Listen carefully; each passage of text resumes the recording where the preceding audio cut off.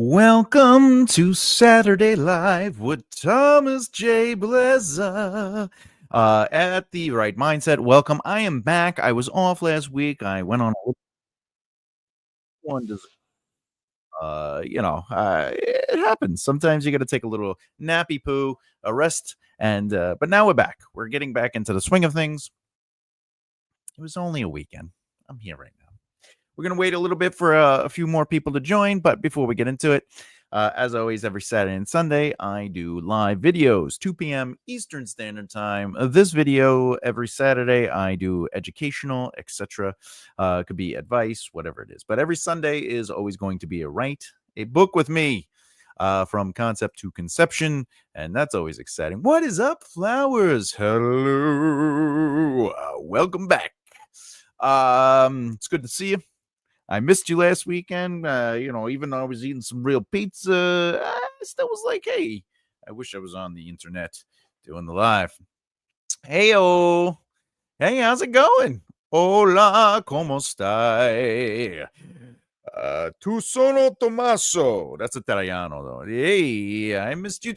Oh, man, I missed you too. But I'm all right now. My beard missed you also. It was like, what's going on? I feel like we need a flower intake, All right. So let's get right to it. Today, we are going to have some fun with dialogue. We're going to examine dialogue, and we're going to talk about the dialogue. And then more importantly, we're going to explain dialogue. I have several examples today. Oh, we got the bro. What's up, bro? Howdy. It's been a long 2 weeks.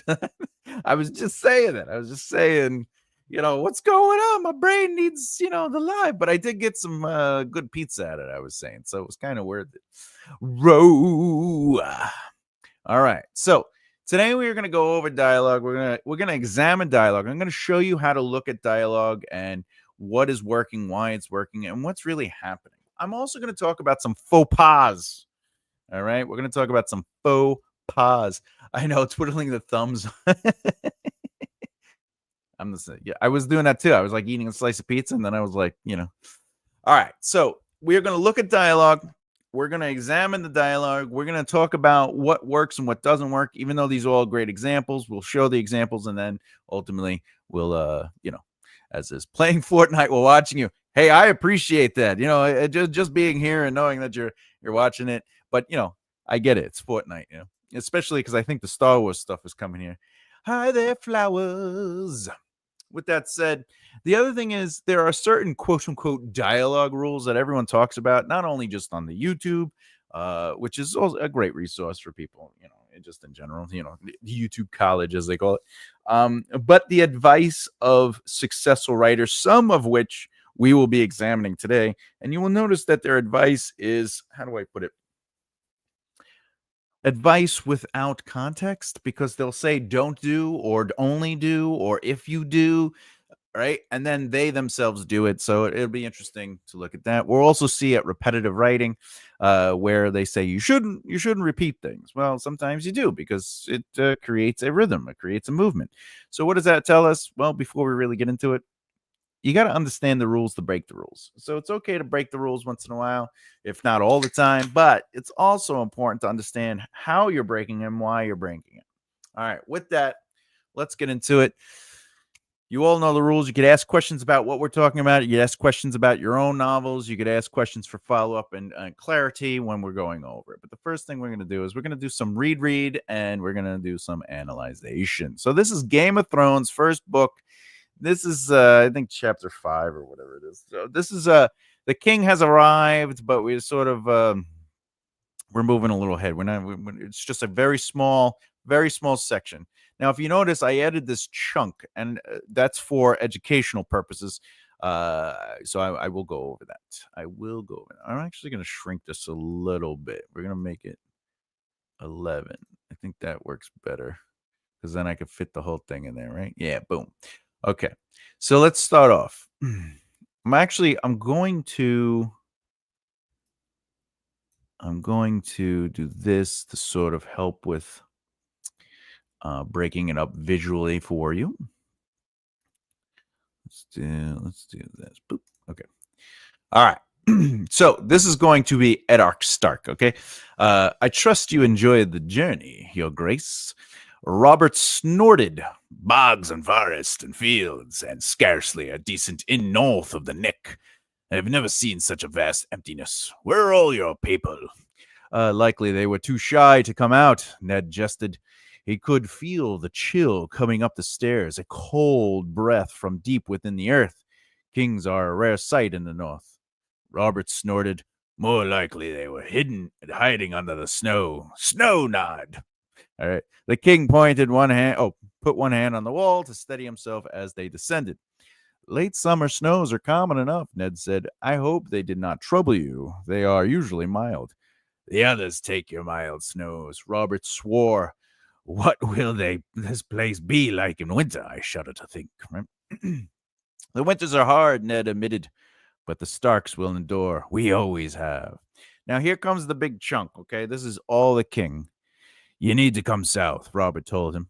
You need a taste of summer before it flees. In High Garden, there are fields of golden roses that stretch away as far as the eyes can see.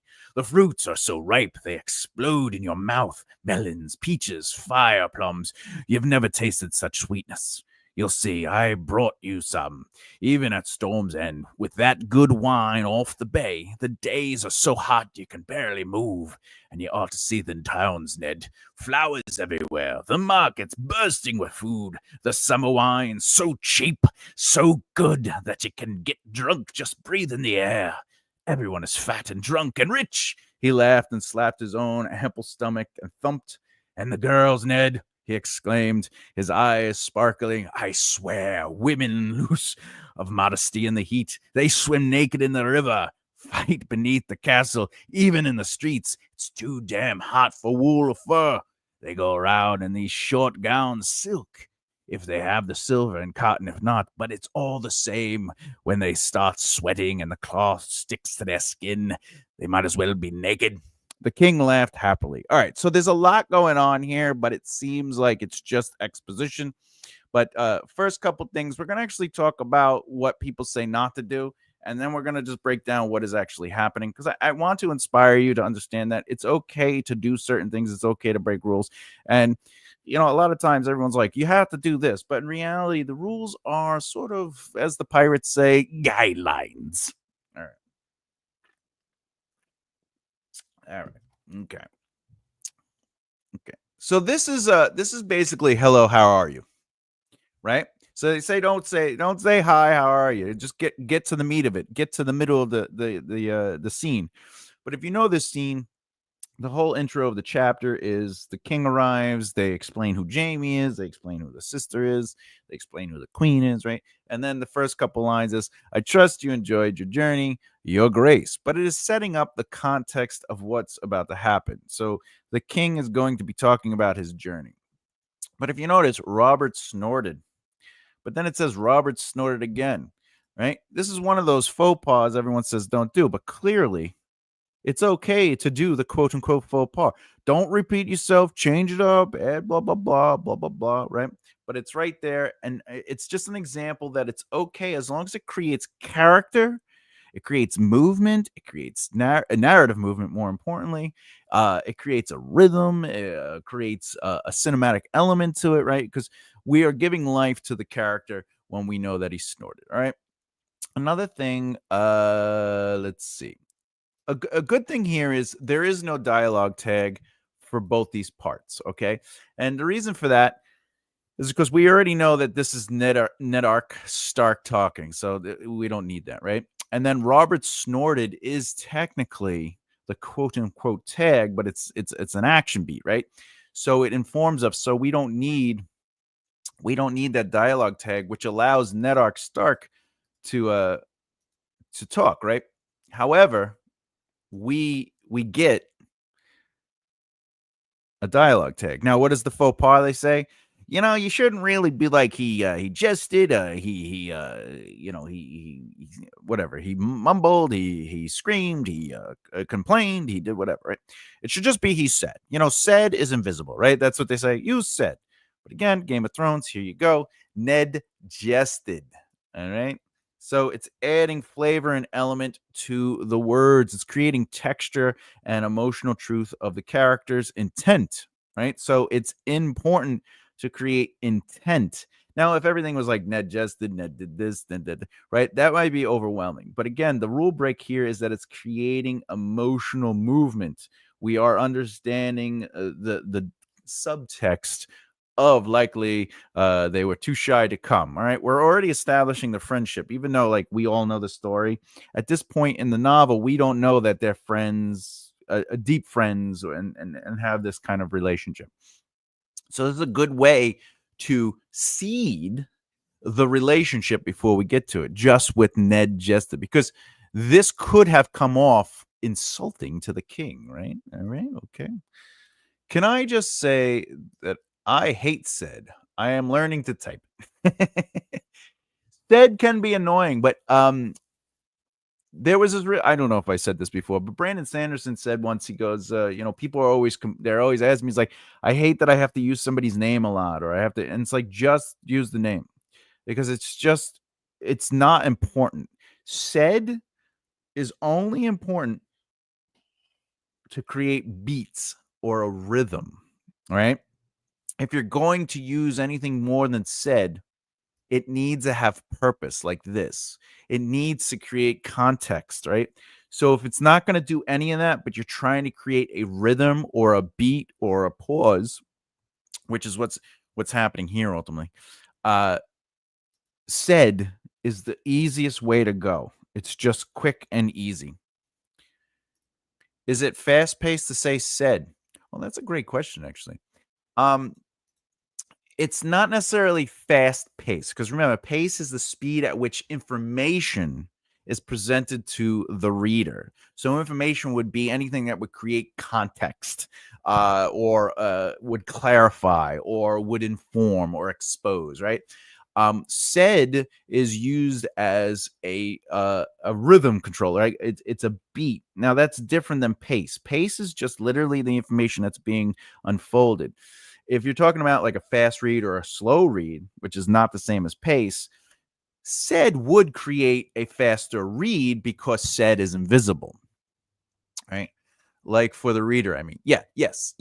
So it's completely uneven. They don't even register it. But what it does is, let's say this didn't exist and it was just this. Oh, wait, and said this quick beat creates a natural rhythm for the reader. Likely they were too shy to come out, Ned said. Kings are a rare sight in the north. It helps breathe the dialogue and it creates that movement. Now, obviously, there's going to be a little bit more context here for this. This is, we're creating some movement. He could feel that you, oh, by the way, he could feel, right? Right. Don't use filler words, right? Bad writing if you use filler words, right? But he gives an example of a filler word. Sometimes this is a pace thing. He could feel the chill coming up the stairs. That is a pace thing because we are getting just enough context and information or exposition to explain what's happening without going too deeply into it, and we're not exploring the character's deeper truths. And that's why you're allowed to use the filter words. So filter words aren't necessarily bad. Now, if you always or constantly use filter words, it removes us from the experience. So sometimes you have to slow the pace down, add more detail and information through the context of the character's experience. Filler. Yeah, it's a filler. Arg. Cursed be them grammar Nazis. Are their blessed rules. I love it. So again, it's okay to do that. This is exposition by. This is like a cold breath from deep within the earth, right? It's like, or I should say, it's more like flowery. But there's nothing wrong with that, by the way. I love a lyrical element to write. But again, there's two rules, quote unquote, being broken here, right? And then this one is the third rule. Kings are rare. All right, so let's do it. So Robert snorted. More likely they were hiding under the snow. Snow, Ned. The king put. Okay, so again, whoops. we remove the dialogue tag and we create more context for character development. Remember, every line must do one or more of these three things: narrative movement, character development, or world building. As you can see here, this line right here is creating character. The king put one hand on the wall to steady himself as they descended. That is character development, but it is also narrative movement. You can't see me pointing. This is character to steady himself. This would be what we'd call character development, and this would be the plot. Okay. All right. As they descended is narrative movement. It's moving the narrative forward. Okay. We know that they are now going down the stairs. They are in constant motion down the stairs, but we're also giving character. So in one sentence, we got two of the three things that you should always have in every single sentence, whether it's dialogue or otherwise. For example, they were hiding under the snow. That's world building, but it's also character because of how the king looks at the north. And then Snow Ned. All I'm hearing is the actor's voice. Snow Ned. This is character development because, he hates snow. Which, by the way, we are seeding up to his emotional exploration of how wonderful the sun is and everything like that. All right. So, where we go? Last summer snows are common enough. Ned's all right. So here would be an example of Ned said to create a sort of beat or a rhythm.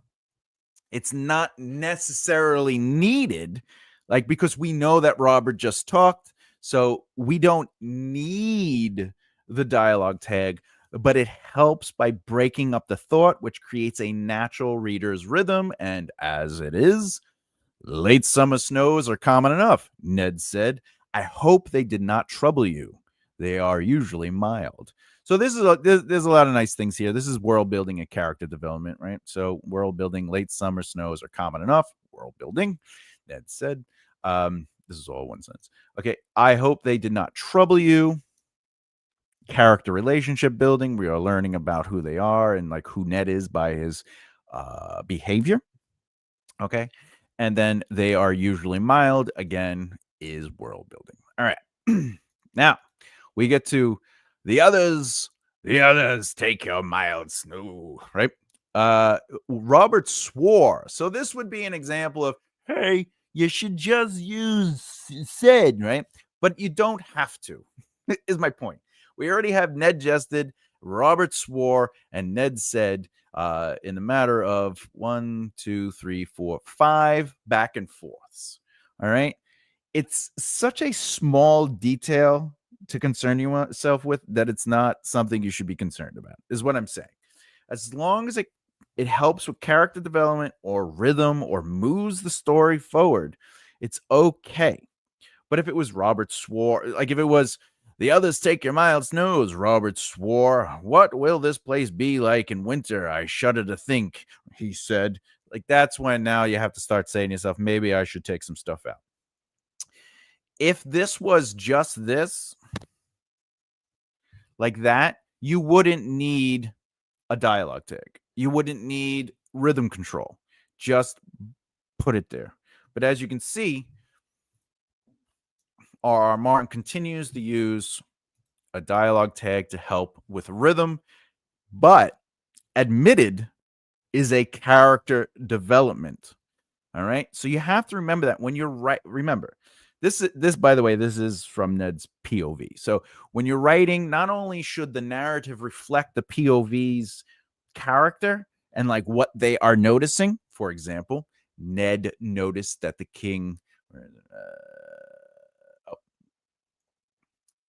Where's the king? The king's he's fat. Where is he? Oh, here. This is something that Ned Ark is noticing about the king. The king is doing it, but remember, the king might not notice that. The king might have noticed the cold of the stone wall as they descended. So that is a choice from the character's POV. That's one way to approach your writing. to keep it immersed in the POV.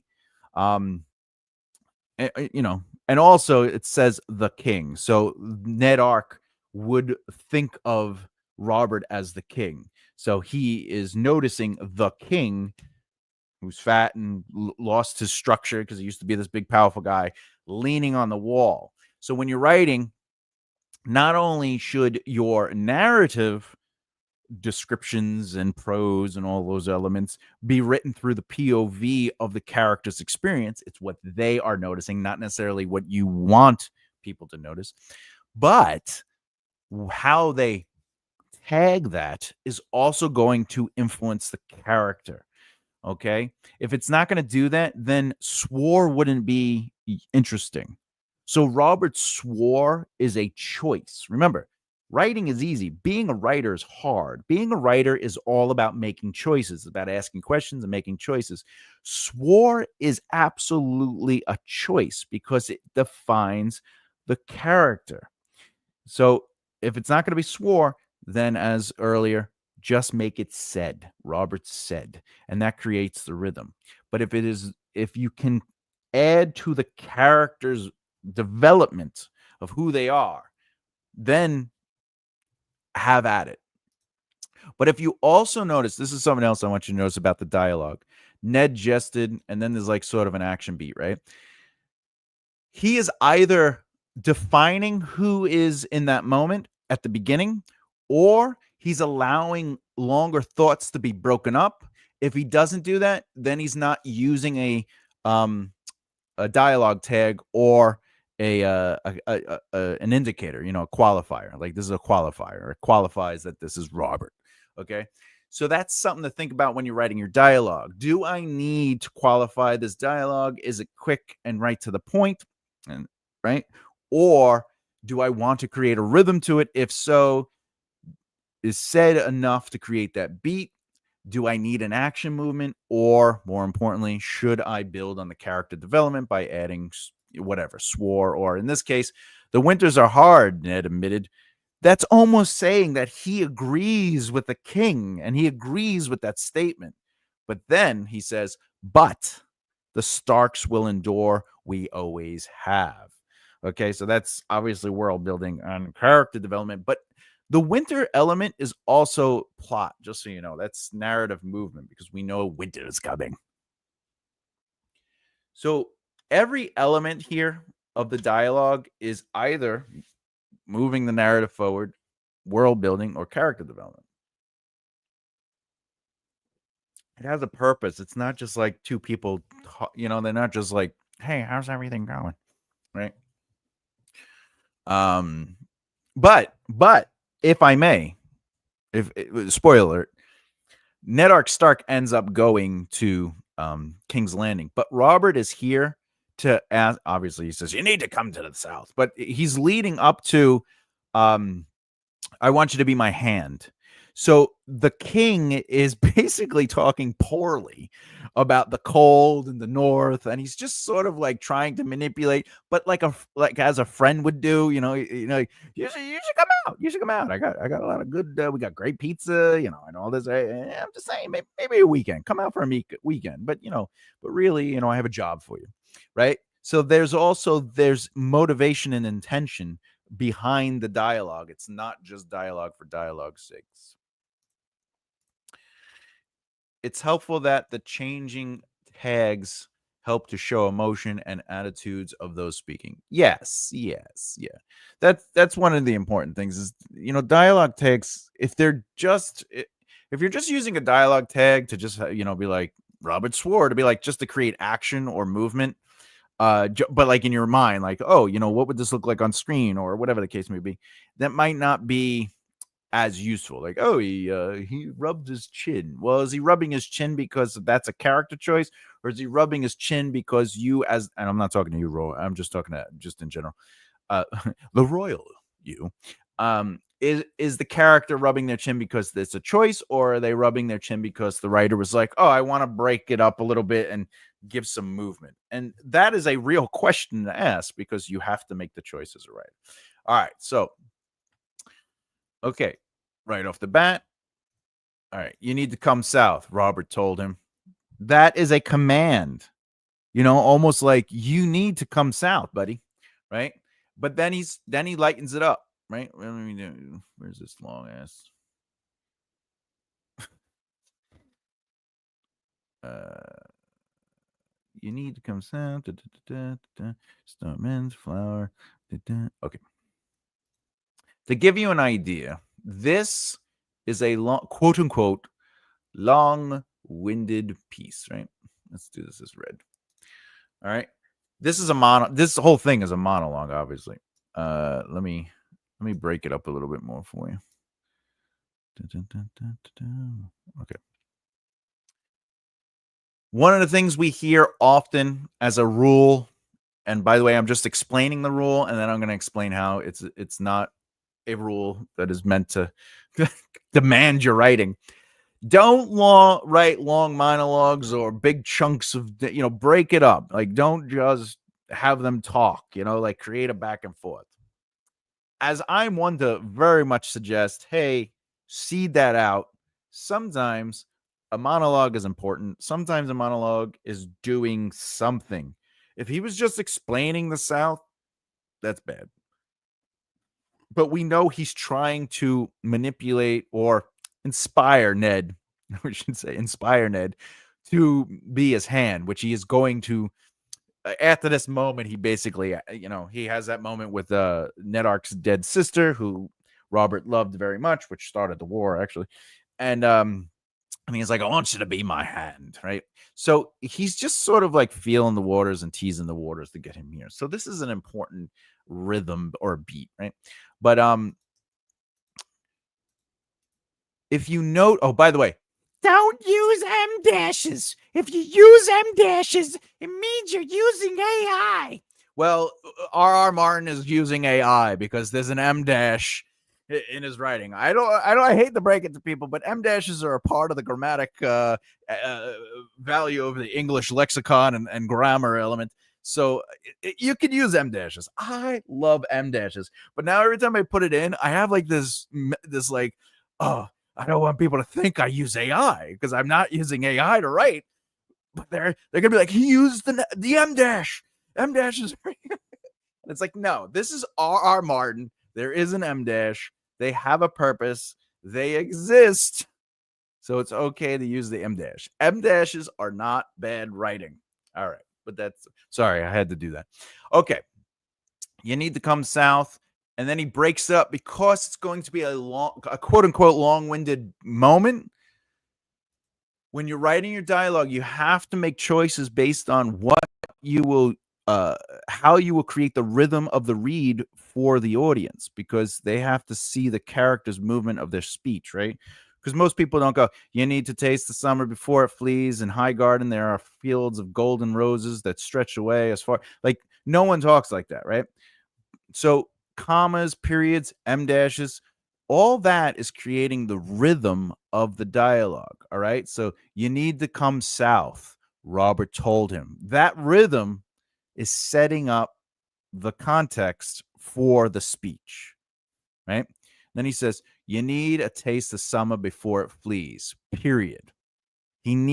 That's a very strong statement. And then, well, why? Well, in High Garden, there are fields of golden roses that stretch away as far as the eyes can see. He's setting the mood. He's creating a scene, right? And then the fruits are so ripe, they explode in your mouths. Melons, peaches, fire plums. You've never tasted such sweetness. You'll see. I brought you some. All right. Even at storm's end, comma, with that good wind off the bay, comma, the days are so hot you can barely move. And you ought to see the towns, Ned. He's saying his name. That is a character choice. It's not Ned to remind the reader that he's talking to Ned. He is trying to connect with Ned. In interviews, one of the techniques for PR, when I was being taught PR, in the music industry and stuff, in the interview, they'd be like, well, Jake, like you were saying, or like, let's say the interviewer is Jake and they go, can you tell us a little bit what you've been doing on the road? And you go, Jake, that's a great question. And because it connects you to the speaker.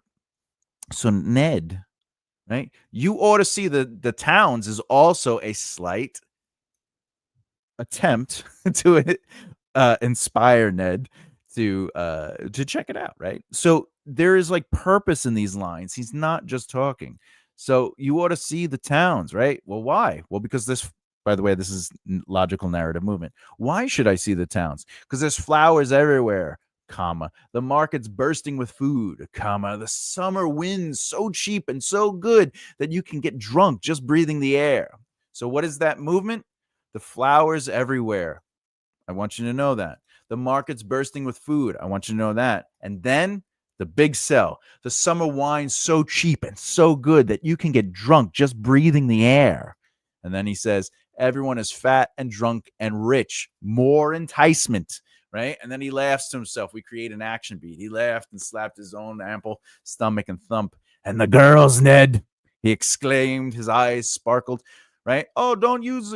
Here's another example of a dialogue tag, right? But it's not said. It's he exclaimed, his eyes sparkling. His body and his behavior is being used to help kind of influence Stark. They're going to come and get me from those long lines of dialogue. There's nothing wrong with long lines of dialogue, clearly, right? When I practice writing, I often use dialogue prompts to get a good sense of what my character's personality is. Yeah, I mean, prompts are always important. You know, they help you with writing and stuff like that. I would also recommend putting your characters in situations and seeing how they sort of work through those situations, even if it has nothing to do with your book. Just seeing your character in even an everyday, like nonchalant, like how is their breakfast with, say, a friend or a partner? You know, it's good to see them like that because it'll give you a clearer idea of who they are, because it's choices. Every time you're making choices through the character, you're learning more about them. Choices develop character. Okay. Their positions develop character. Okay. What the positions are, what they care about and stuff like that. I like the Jets or I like the Giants, right? But how much do they like the Jets? Do they like the Jets so much that they'll defend their honor by getting into fights and wearing the makeup? Or do they kind of like the Jets because they grew up in a household and, made them close to their father or something, right? Like those are positions. Anyway.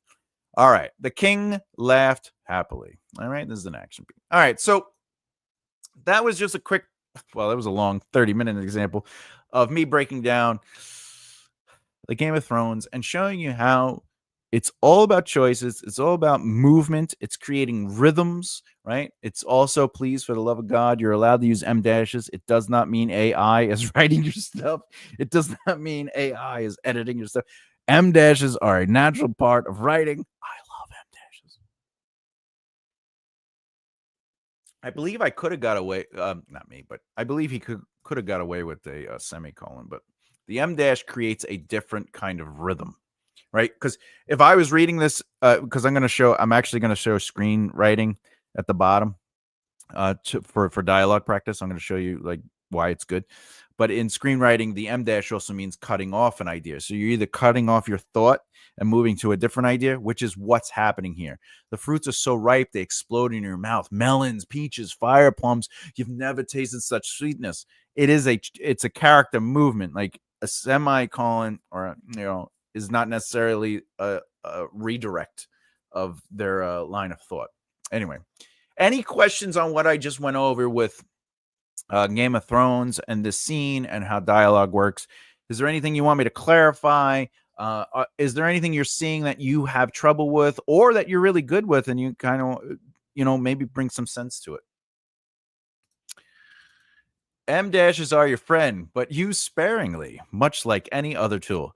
100%. Yeah. Like if everything was M dashes, yeah. But again, you could use said unlimitedly, but if you said like, you know, I think we should go to the store, he said, because we have to go get oranges and apples, he said. Otherwise, I'm going to get yelled at by my mother, he said. Like, clearly, two of those saids could be taken out, right? So you really have to make choices, not just aesthetically, but, you also got a word count. So that's important. All right. If there's no questions there, I'm going to move on to the next example. This one's a little shorter. This is The Way of Kings. Okay. Let me break it up just so we can.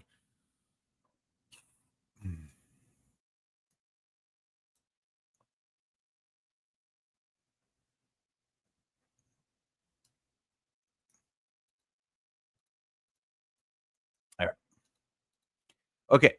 The first thing I'm going to say is very important. Okay, everyone? I was watching a Brandon Sanders video, and he said, and I quote, I'm paraphrasing the quote, but he says, if you can't write dialogue, okay, without adding an action beat or a dialogue tag, the dialogue needs lots of work. It should be able to, you should be able to go back and forth without adding an action beat or a dialogue tag, as per his words. So let's just look at it. Dialogue tag. Well, this is a thought. Oh, I hate thoughts. Dialogue tag, and then an action beat. Dialogue tag. I just want to put this out here. Action beat. Oh, no action beat, no dialogue tag. Very good. Action beat, dialogue tag. This is a narrative action, and then of course dialogue tag. So even when the quote unquote greats say it, please remember. Oh wait, there's more. Of course, dialogue tag, action beat. What? Un momento. What's going on here?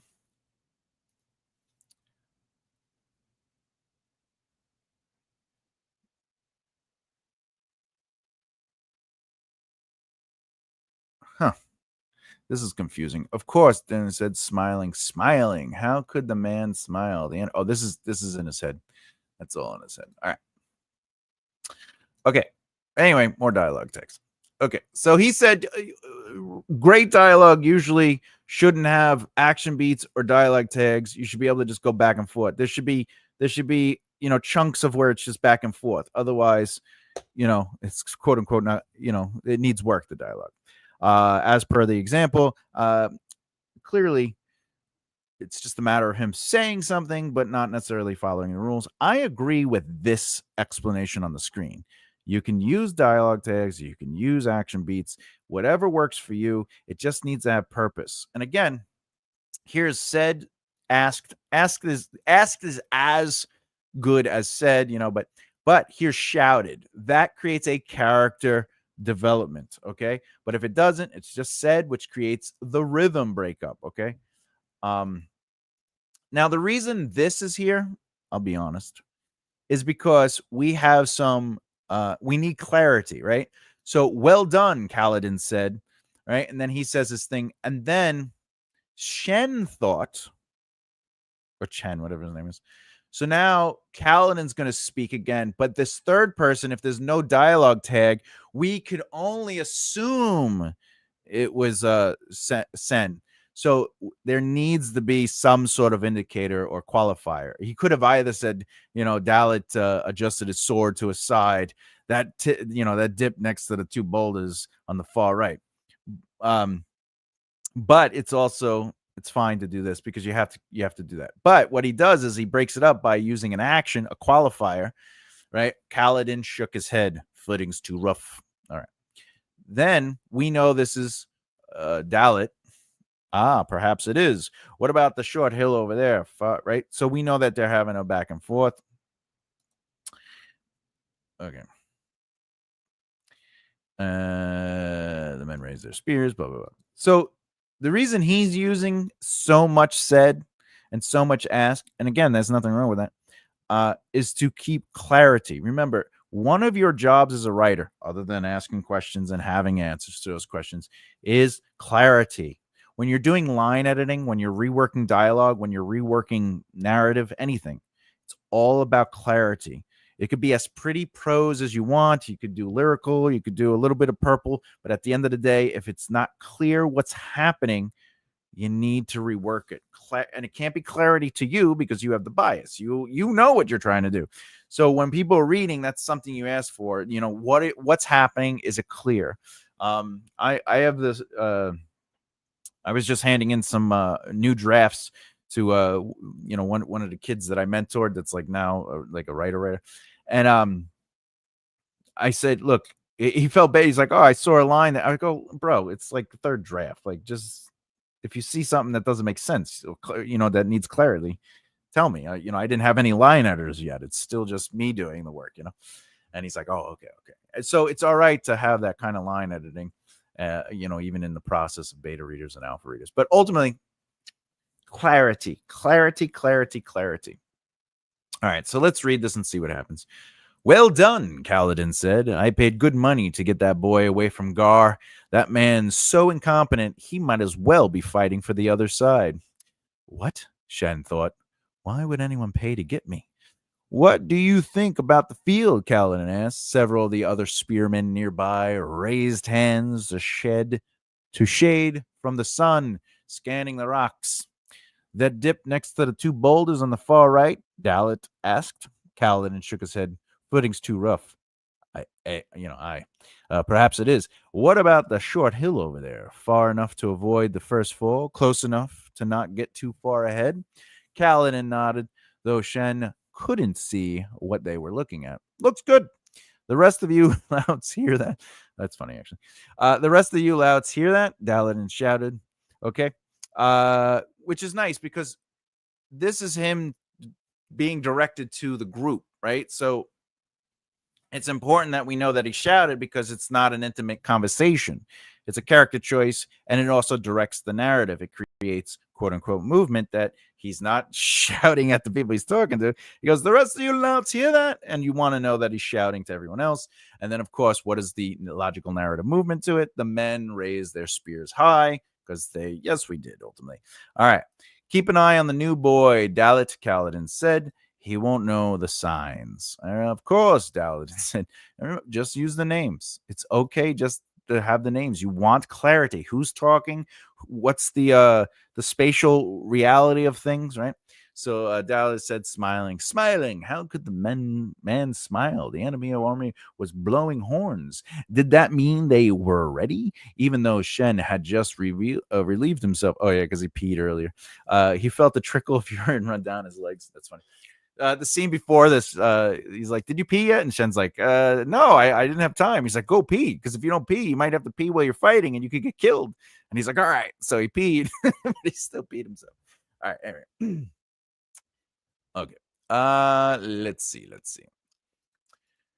Brandon Sanderson is known for basically getting right to the point. He doesn't really use a lot of fat. And he likes to be as clear as possible. The reason he's doing that is he wants a broader audience. All right. So that means this isn't necessarily a middle grade book. It isn't even a young adult book. It's very much an adult book.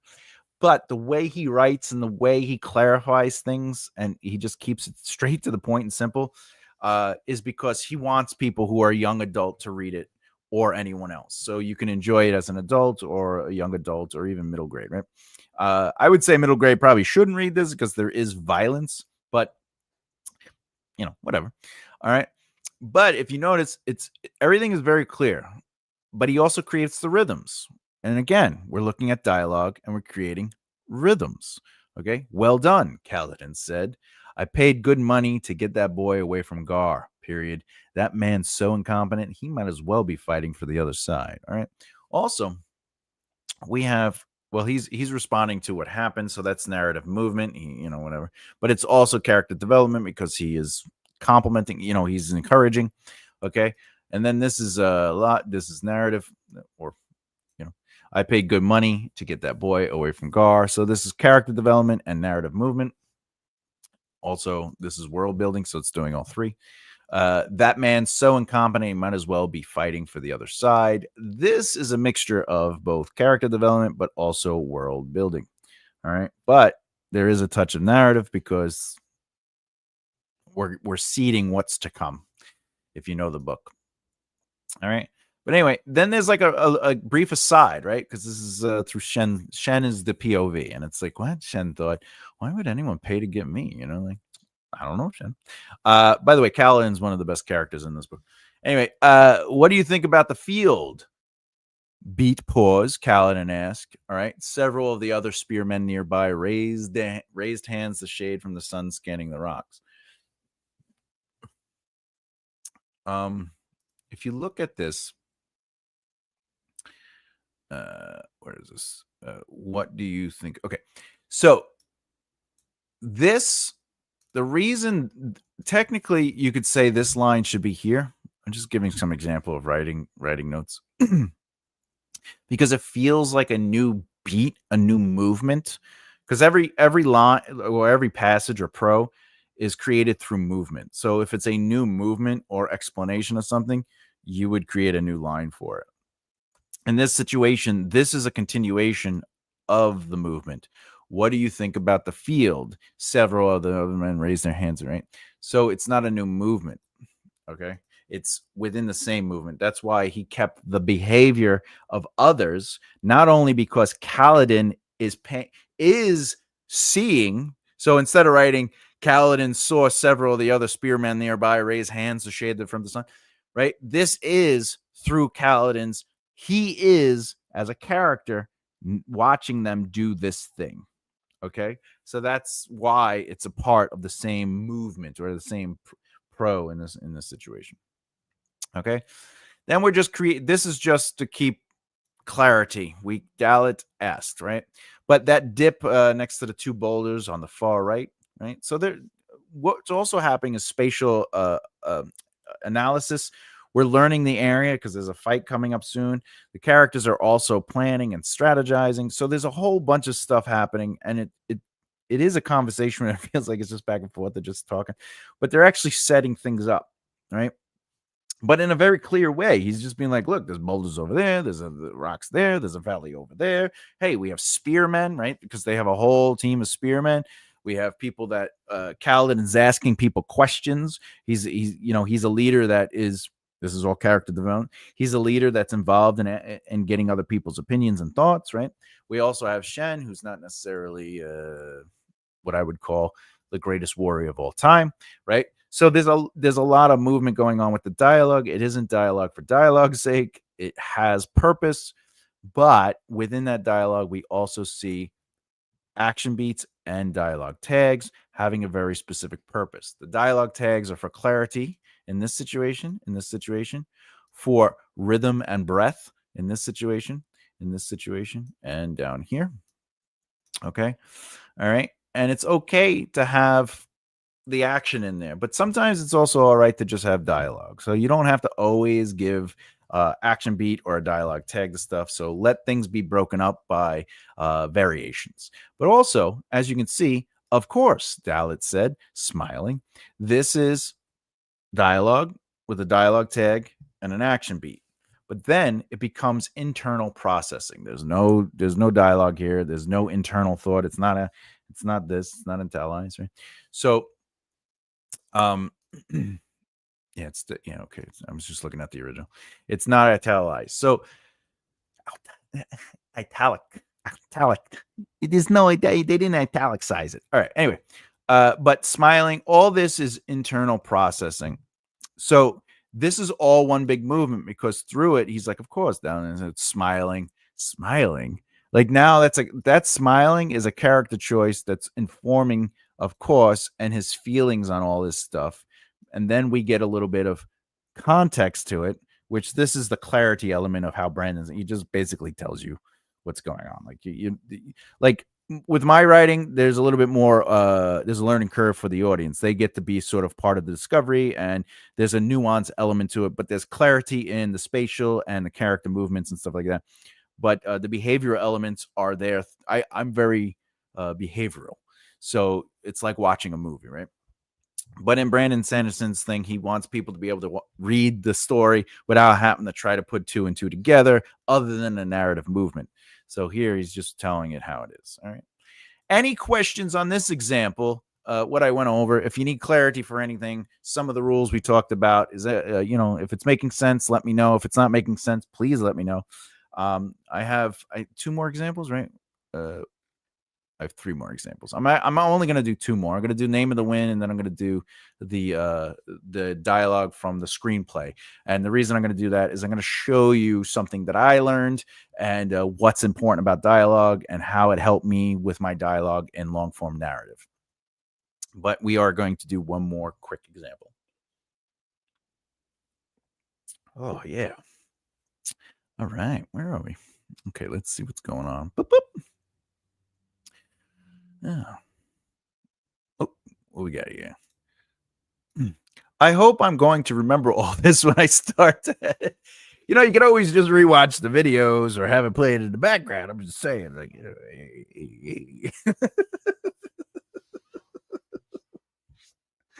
it's not a lot to remember. What are you talking about?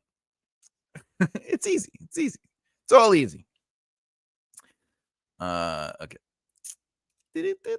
All right. Name of the Wind. Oh, by the way, this book, I'm reading this, and it's like 3 books or whatever it is long. I have like the big one. So this book is so hard to get through. I don't really like talking negatively about it. I know people have liked it. It's a high quality book. It's just so much telling, and just like, I mean, look at this. This is no war. Oh, then what is it? It's a game to him, I think. No war lasts for decades unless your enemies. Like it's anyway. I had it on here because I was gonna just give an example of like bland writing, but I think I'm gonna move. I'm just gonna do the Name of the Wind, and then I'm gonna do the next one. Just shove it all in the attic. Dig it out later. That's right. Just shake the boxes. Be like, is this my Legos? You know. All right. Let's do Name of the Wind. If you haven't read this book, spoiler. No, I'm only. There's no spoilers. This is a little bit. Okay. By the way, Name of the Wind is written in in a very old school way. So keep that in mind. This is I would say, Way of Kings. This example is a little bit more modern, more contemporary, and R.R. Martin is probably. It is removed from, say, the Lord of the Rings era, or like the Dragonlance books and stuff like that, and but it has its own feel and taste. This is probably a good example of storytelling narrative, where it feels like someone's telling you a story, which there's nothing wrong with that. By the way, there's nothing wrong with that. I'm just saying this example is older in that sense. All right, let's see. That's good, Bast. There was another silence. Oh. Okay. There was another silence. Okay. That's good, Bast. There was another silence. Coat took another spoonful, chewed, swallowed. They thought it was a demon, Bass shrugged. It might as well be Rashi. I'm saying these names wrong, so it's probably the best thing for them to think. I know. I encouraged them, in fact. But you know what that means? He met Bass's eyes. The blacksmith is going to be doing a brisk business in the next couple of days. Bass's expression went carefully blank. Oh, Coat nodded. I won't blame you if you want to leave, Bast. You have better places to be than this. All right. So it sounds like they might not be talking about something, but if you've read the book, you know that they are. It's seeding stuff. It's creating narrative purpose. It's creating context for some things that are coming up. But let's look at this real quick. So as you can see, this is action. This is the qualifier. This is action. Okay. This is reaction. This is action. Okay. There are 0 dialogue tags. 0 dialogue tags in this example. It is through action and movement or behavioral choices that creates the qualifier or informs you who's speaking and who's not speaking. It's also creating a smoother movement through the conversation, as if they're sitting at a bar basically, and they're just talking to one another, and it's just like sort of a quick conversation. That's good, Bass. There was another silence. Kota took another spoonful, chewing his swallow. I also like that. Kota took another spoonful, chewed, swallowed. I'll be honest with you. We need the Oxford comma here, right? Okay, or I think the Oxford comma is actually the end comma, right? I forget. Maybe it's the other way around. Doesn't matter. So this is a stylistic choice that, if you were going by grammar for grammar's sake, it'd be like, you need to put end swallowed, right? Coat took another spoonful, chewed, swallowed, right? The choice is a rhythm choice to also show behavior. So he took another spoonful, he chewed and swallowed, right? It's just quick. Right? So it was that kind of movement. He just quick. If it was N swallowed, it would mean that he put a spoon, chewed, and swallowed. So it's important to look at what you're writing, not only for the behavior of it, but the way you play with it, even if you break free from grammar rules, because technically you need the end for it to be proper grammar. You're also trying to create movement. It's like watching a movie and like the angle tilts a little bit. It's called the Dutch angle because it's saying that something is weird or something is off. Like it technically you're supposed to have it on, but you know that I should be here. This is really where I should be in the camera shot. I shouldn't be here. Like when you're filming a movie or a television scene, it should be here within the nines. Like there's a thing called the nines, right? And anyway, but when you're filming, you're allowed to play with it. You're allowed to maybe put me right in the center to make it uncomfortable, right? But I'm teaching, so that's a different thing. But if they angled it, it creates a Dutch angle. So when you play with dialogue and structure and you break grammar, do it stylistically in a way that influences not only the movement of your narrative, but also indicates some character development. All right. And that gives you a lot of the freedom to do what it is you do. So you don't always need to be grammatical. So when you're looking at it like, oh, it's saying that I can't use my ellipses, I can't do this. Well, why not? Well, because grammar says it should be a comma. Yeah, but maybe they're going, Coat took another spoonful, chewed, and then swallowed. And that would be what that means, right? Because it means that they're chewing in like a like they're sort of like there's a hold on it. There's a what's next, and it's they thought it was a demon, right? Like it changes it. I mean, it literally just changes the whole vibe of that. Like oh, wasn't it small? Okay, so that's something to keep in mind. All right.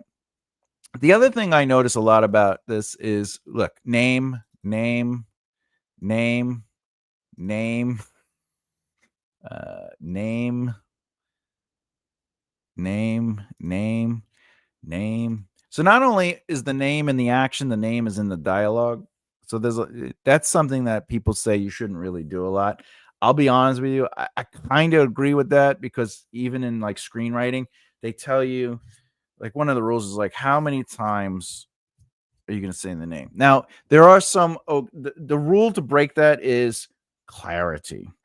If you've ever watched Breaking Bad, they always say Pinkman. They always say Mr. White, right? They always say Mr. White.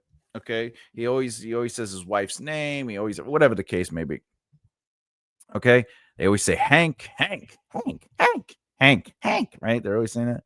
If you watch Titanic, Rose, Rose, Rose, get over here, Rose, run. Right? He says Rose 1,000 times. Rose. I know my name. The thing is, think about how many times you say somebody's name in real life. You don't. The only reason you would do it is to maintain clarity. So, what is the clarity here? Oh, Kota nodded. I won't blame you if you want to leave, Bast. It means that he is directly talking to Bast. And you don't have to say, oh, Kota nodded at Bast. I won't blame you if you want to leave, Bast. Like, you don't have to, you can create just the clarifier or the qualifier, which clarifies in the dialogue. So you can do that. Here it is again. It might as well be Rashi. So we're creating some sort of narrative context. It's also, building on the plot, etc., etc. All right. It's possible the best thing for them to think. I know. I encourage them, in fact. But you know what that means. He met Bast's eyes.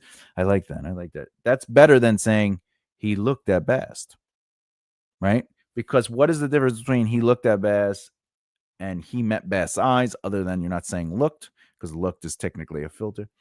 It means that they both chose to turn and look at each other because there's a revelation. The blacksmith is going to be doing a brisk business in the next couple of days. Brad's expression went carefully blank, like, oh. And then, oh, I won't blame you if you want to leave, Bass. You have a better play, right? So there is a lot of character choices and character movement to this behavior. So dialogue alone is important, right? But you have to think of the actions and the behavior in between. But when you see people say don't use a lot of action and don't use a lot of dialogue tags, just have them talk back and forth, boom, boom, boom, boom, boom, right?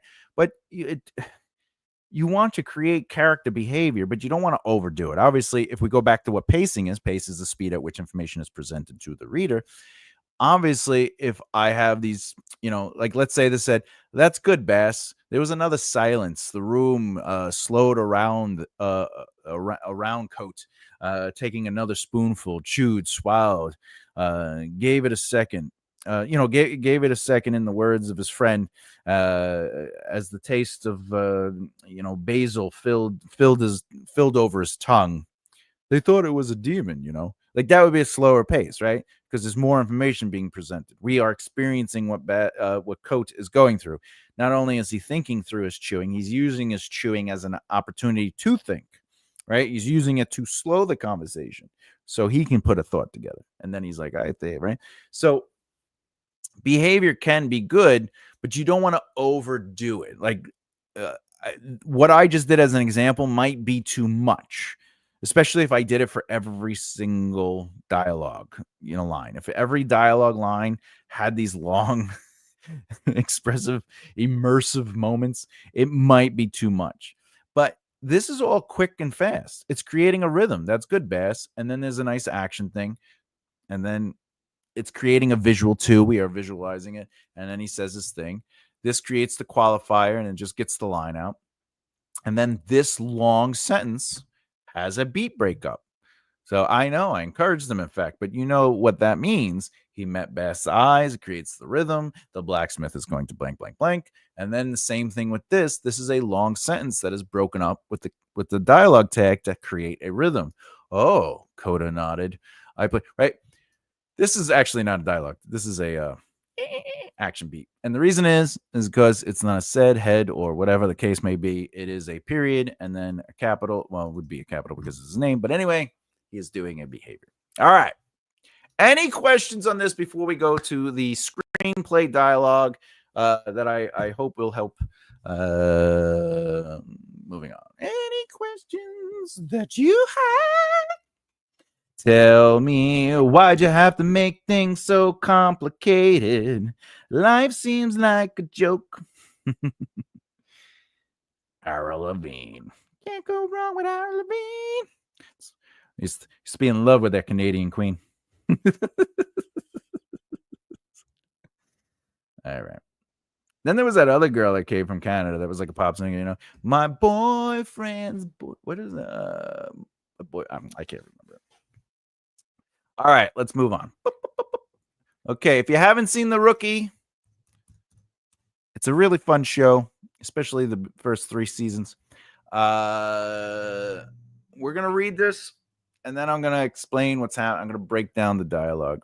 For context, let's make Stacy all yellow. By the way, this is in Google Docs, so it's not in proper format. I assure you, I am very aware of that. And it does bother me.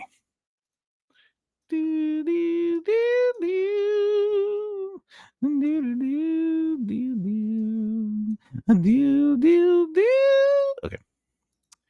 We'll do this as green. Also, see these double dashes? That would be the equivalent of an M dash. I don't know why I double dash. Anyway, this would be an M dash as well. So that's a cutoff. So all right. This is a parenthetical. If anyone doesn't know, I'll explain that in a second. But okay. Hey, bank's open, John. All right. Before we get into it, why am I showing this to you? When I got into writing, I did want to be a novelist. I wanted to tell stories, but things led me to different paths where I wrote comic books, and then I did music, so lyrics, and then poetry, and all this other stuff. Then comedy, and then I was writing stuff for other people, and then eventually, I really got into screenwriting, and I started working in the industry, and ultimately, the thing that, and I say it often when we talk about this, is Every line is money. So when you look at a script, pages are broken into eighths. So a page is an eighth, right? And a page is a minute, right? But every 4 pages is basically a day of shooting, or every new scene is a setup, so you have to think of it like everything is money. So in this is actually exterior. I didn't write that in there. It's exterior because John is outside in his truck. Stacy steps out and goes, "Hey, bank's open." It's exterior, even though she's sticking her head outside the bank door. It's exterior. So that's a shot. That's setup. That's you have to have that location. And then the bank interior might not even be the same bank they were filming the exterior from. So, but it is still a setup, and they still have to, get the lights set up. They got to get the cameras organized. They got to do rehearsal, whatever the case may be. This is known as an action beat. It just basically sets a scene. After every single header, you need an action beat to establish the scene. So you can't just have this and then have them dialogue. But anyway, Nolan and Stacy walk. There's history here, an angsty tween romance, a strong friendship. All right. So first and foremost, you as the audience would never see this. This is for the director, for the actor, and for anyone who's reading it. Okay. But in reality, the dialogue, this is the movement, this is the subtext. So that means the dialogue needs to express that history quickly too, because you can't have them talk forever. The scene has to do a lot in a little bit of time. But right off the bat, what's the first thing we learn? The protagonist's name. This is the first dialogue in the scene, in the episode. Banks open, John. The first shot in this is him sitting in a truck, and he's looking at divorce papers. So that visual sets the context. Clearly, this person was just divorced. He's also in a truck that has a contracting like a name. So that visual. So when you're writing, how does that help me with long form narrative? The visual context of a shot has to be verbalized, right? It has to turn into verbiage or copy into the long form narrative.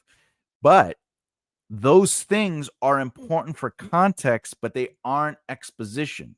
So it helped me look at the way I approached writing a pro. And I says, all right, how am I setting up the scene or the shot or the context of things without explaining stuff? So I took away the explanation and I let it be inferred, right? But anyway, so Stacy's first line is bank's open, John. So we know he's at a bank and we know his name is John. Okay. So they're walking. We still don't know it's Stacy, even though she has a name tag that says Stacy. Okay. So happy divorce day. That's exposition. Okay. All right. Then that's not a thing. This is character development. Okay. This is plot, right? Narrative plot, narrative moving forward, plot moving forward. Okay. So remember plot, character, or world building. Okay. So this is plot. This is character developing. That's not a thing. And then this is a bunch of stuff. It should be when mine went through, I took the boys to Disneyland. Try to look at this as an opportunity. Okay, a couple things here. This is character, world building, and plot. All right. It should be, that's character. When mine went that way. So this is also this is world building because we're learning, but also character development. We know that she did whatever. World building, as we know, it's in the real world. Disneyland is a seed. So I talk about seeding and how important it is. Disneyland, because of LA, is in LA. John ends up moving to LA. They could have said Disney World, which is Orlando, but they said Disneyland. I took the boys to Disneyland. That is the seed for the movement to LA. Okay, so that's very important. They're doing a lot in that moment. Try to look at this as an opportunity. So I got divorced too. I did something different. I went to Disneyland, LA. You should look at this as an opportunity. All that sort of connects. Her life experience is mimicking his, but without the next step. And she is, as a friend, we know that there is a friendship here. She is inferring this information. So, what is that telling you about dialogue? Dialogue needs to move things. It needs to move plot, character, or world. It needs to have purpose. If you take away the purpose, then it's money spent. If it literally start off, John, oh, Stacy, how's it going? Oh, it's going all right. The bank's open, by the way. Come on in, John. All that is not needed. And it's excess dialogue. It doesn't do anything. But bank's open, John. Character development. His name is John. Plot movement. Bank is open. Okay. And also, by the way she says it would sort of infer this friendship. But bank's open, John. She does know him. Friendship. Okay. That's one line. That's one line, and it does all that. We know who the protagonist is. We know what the plot is. He's at the bank, and we know that they know each other. Done. Then this is just banter. So happy divorce day. It's informing the plot. They have a relaxed relationship. Okay, so they have some sort of knowledge of each other, right? Okay, we learn that how his behavior is. We learn his wittiness. It should be. I already explained this scene. All right. Now Nolan says, right now, I'm just trying to remember to wear pants. That's funny. I thought I'd be relieved. Sarah and I agreed to stay together until Henry went to college. I knew this was coming for 2 years. Why do I feel so sad? All right. Well, right off the bat, there's a lot of exposition, but it's it's character development, which is important. Okay. Right now, this is character development. I thought I'd be relieved. That's plot. This is informative. Sarah and I agreed to stay until Henry went to college. That is character development, but it's also world building. It's explaining, like, their life. Okay. It's now building on plot. Emma, what's up, Emma? Hello. You are here. We're talking about dialogue. I'm using a screenplay to explain the value of understanding dialogue before you get into the craziness of action beats and dialogue tags and prose, and how ultimately I used my screenwriting to help me with dialogue development. Hey, Thomas, that's me, Mario. So this is a chunk of dialogue, but it's doing a lot of heavy lifting. We're learning about who John is. We're learning that he had a wife named Sarah. But he's also talking to Stacy in a way that they have a knowledge, because it's the word choices. If they didn't know each other, he would say, when my wife and I agreed to get married, we agreed to stay together until our son went off to college, right? I knew it's been coming, but right, it would have a different feel. So the character choices are based on the relationships and the positions between the two. Anyway. So then Stacy continues, well, because you loved her, but she's gone and you need to move on. So what have you always wanted to do? And then we get a nice joke, Chippendales or the NFL. Okay. This is all character development, but it's also showing their relationship, but it's also showing that he's in a state of flux. He has the chance to change and adjust because anything is possible now, but he's also in his middle age, right? And then the parenthetical is just a behavior thing. It's just to indicate, but the gentle is the approach of it. And she's like, I'm trying to help you, John.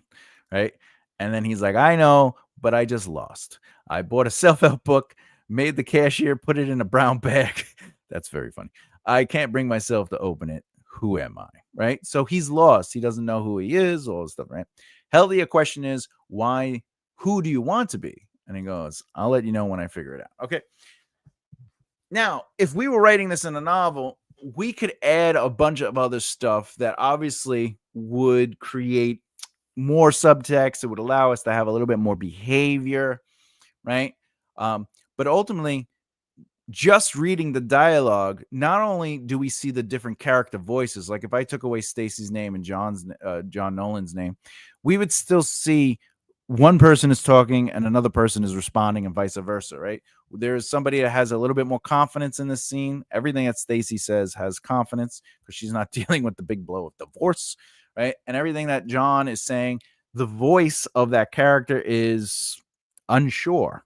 the voice of that character is lost. The voice of that, right? So when you're working on dialogue in your long form narrative, you have to approach it in that sense. What is the motivation? What is the need? What is the want? Right. But at the same time, what is their emotional state? Where do they feel? Right. And that's what makes something like Game of Thrones so strong, is because Robert's motivations is he's going to try to talk poorly about the North and how cold it is and miserable it is, because he wants Ned Stark to come and be the hand in the South at King's Landing. And that's why it's just quick back and forth, and he's just ripping apart the North, and they're walking down to the crypt. And then Robert has a huge monologue about how amazing the South is. Dialogue has to have purpose, even in its grandioseness, right? Like, so this long splur of dialogue is purposeful. It's not just gibberish. It's not just somebody talking or describing or being like, let me tell you about the South and the world and do world building. No, it has character purpose. So when you take all this away, though, when you take away he laughed and slapped his knee, when you take away, the king put one hand on the wall and steadying himself, this all creates context for who the character is, but it creates a visualization, right? And in screenwriting, the visualization is someone else's job, right? Our job as writers is to create a movement between characters. We have to have a strong plot. We can build the world up with details, but ultimately at the end of the day, if I wrote in there, cuts to, or well, not cuts to, but the camera moves and turns on blah, blah, blah, right? If I start doing that and directing the film through the script, the director just throws that information out and does whatever they want, right? So in a novel, your job is to try to look at dialogue scenes whenever you get to dialogue and be like, am I saying enough before I add physical behavior? Is the dialogue strong enough, and does it feel confident enough through these characters? Are they representing the voice of the characters? Is the dialogue moving either plot, character, or world building, or any combination of those three things, right? And when you write screenplays, I'm not telling you to write screenplays. I'm just saying the idea of writing screenplays is it's doing that. It's character work before you get into the complexity of prose. Now, one of the things I do when I'm working on, and you'll see on Sundays, which is tomorrow, as I start writing the scenes out and I start working with the extended outlines and the zero draft, sometimes I don't, if not all the time, I don't really write a lot of action beats with dialogue or he said, she said, but I'll just be like, I would just write, Stacy, and it would look like this. It would just be like Stacy, and then it would be like her dialogue, right? Because I just want to get the ideas out. I just want to get the words out, because I want to be able to look at that scene and that dialogue exchange in a way where I feel the characters make sense. I'm getting rid of all the fluff, well, not the fluff, but I'm getting rid of all the prettiness, all the, the extra stuff. Because as a foundation, if dialogue isn't making sense on a foundational level, it doesn't matter how pretty you make it. Doesn't matter how much you clean up the house. If the dogs are crapping all over the couches, there's still crap on the couch. You can vacuum the rugs as much as you want. So when you're writing your scenes out and you get to a dialogue moment, a strong way to approach is don't add any action beats or dialogue tags right away. You could do qualifiers for yourself. You could just be like John and then write the dialogue. But you want to see the dialogue because it'll help you with the rhythm of the dialogue. But the other thing it'll help you with is when you do read the dialogue, you'll get a natural sense of, oh, wait, I could break up and breathe. And what does that mean? It means right here, keep an eye on the new boy, Kaladin said. That creates the rhythm and the movement.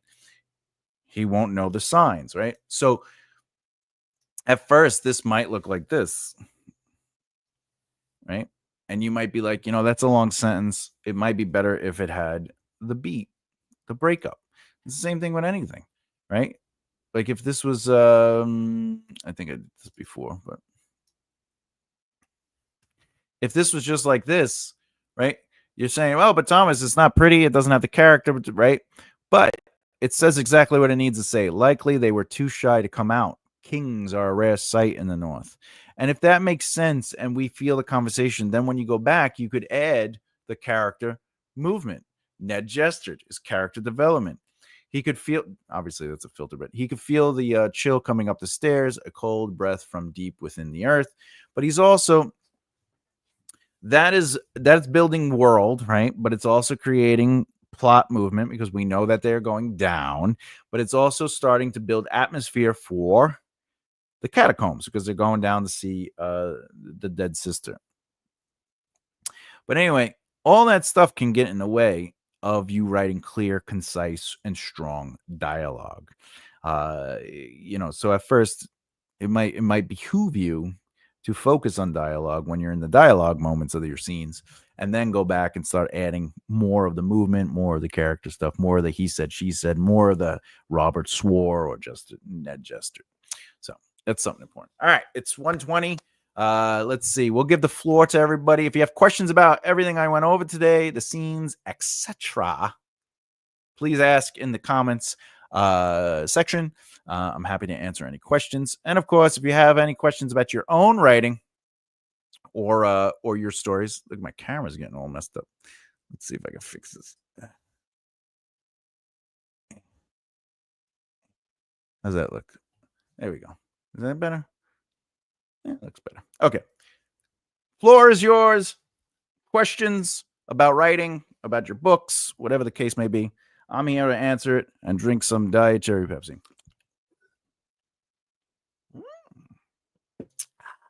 And yes, I was riding a pony in that photo. All right. Oh, yeah. The collab is out today. I love it. I love it. If you have a link, Flowers, put it in the comment section. Let people get to it. Feel free to post that all you want. Use my channel. All right. And what we got? Roy over here. What we got here? Boop. We almost read that as excuses. Any exercises or assignment ideas for us to practice or what you shared today? Oh, absolutely. I believe I just said it towards the end, is take your scenes with dialogue and just try to create the dialogue movement, the back and forth, without adding a lot of action and a lot of dialogue tags, and see if you yourself can feel the characters through that dialogue, if they have clear voices, or it feels like you're just getting information out through dialogue. If that's the case, start cleaning up the dialogue a little bit more, add variations to the dialogue, meaning like give them certain phrasings. For example, again, if we look at this, the way Robert talks to Ned versus the way Ned talks to Robert. I trust you enjoy the journey, Your Grace. And then he's more straightforward without any pleasantries. Bogs and bars and vales, scarcely decent. And then again, more reserved. Likely they were too shy to come out, right? And then kings are a rare sight in the north. We know that someone else is talking, okay? And then more likely they were hiding under the snow. Snow, Ned, right? Okay. But you should be able to see a character's movement through their dialogue, their word choices, not their behavior physically, but their behavior in what they choose to say and what they choose not to say and how they say it and why they say it. So that's something you should be doing. We got here. What collab, L Flowers? I've only read 19% of it. I'm a bad collaborator. No one's judging you. No one's judging you. Maybe a little bit. We are the vampires. Vampires. Let me see. Ba ba ba ba ba ba ba ba ba ba. Bum, bum, bum. Boom, boom, boom, boom, boom, boom, boom. Wait, let me look. I'm looking for.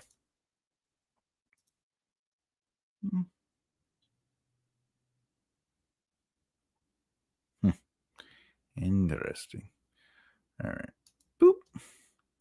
They flowers. What is it called? We are the vampires. Do do do do do do do do do. A small collab.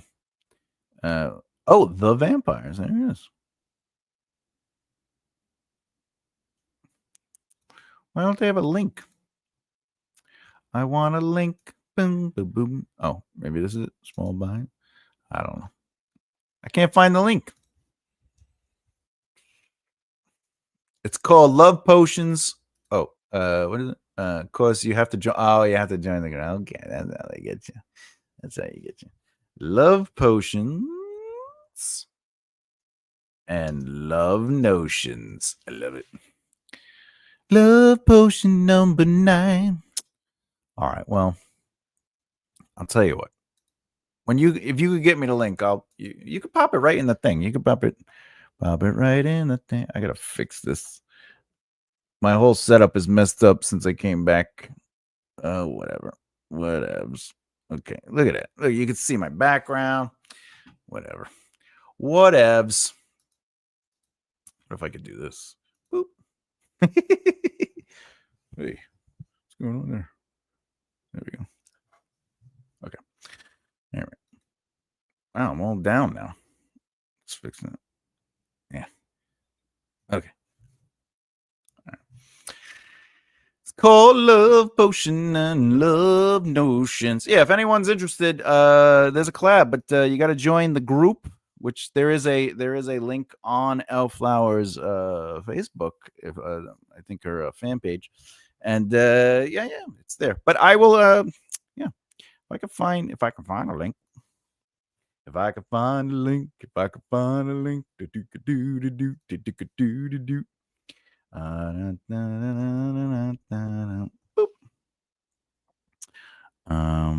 see.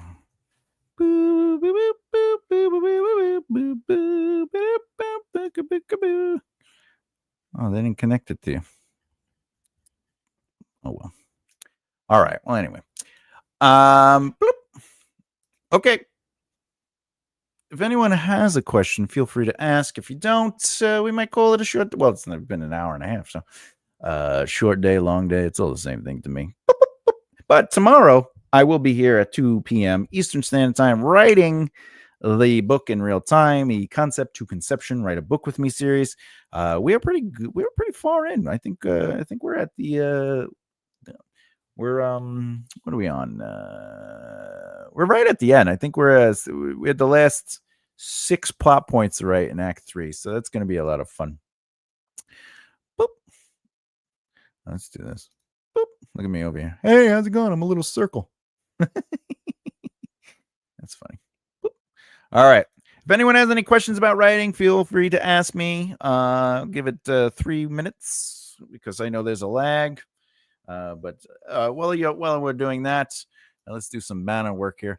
You could always check out the Right Minds, the Right Minds, makearightlefthear.com. Do you have what it takes to make a right left here? Do you punk? That's my website. You can see everything that's coming out, everything I've worked on, everything I've done. But more importantly, this book right here will be coming out very soon. Breaking Down Success, the Foundation for Longevity. What's happening with that is I am finishing up the audiobook. I probably have another few weeks of doing it because I'm doing it myself. So I gotta record the audiobook. Once the audiobook's done, then I'm gonna release the whole thing, so everything is available at once. So I would say latest the end of May. Earliest the beginning of June. So that's exciting. I'm pretty happy about that. Thomas, song of the day. Roxanne, what is it? Roxanne, the look. Roxanne. Yeah, I'm pretty excited too. What's the song? Let me see. Maybe I'm not remembering this. Let's see. Roxette? The Look. Oh, the band is Roxette. Okay. 1, 2, 3, 4, walking like a man, hitting like a hammer. She's a juvenile scam. I don't know how the song goes. I've never heard this song. I have to listen to it. Oh, look at that. Let's listen. What we got? I don't hear anything. Oh.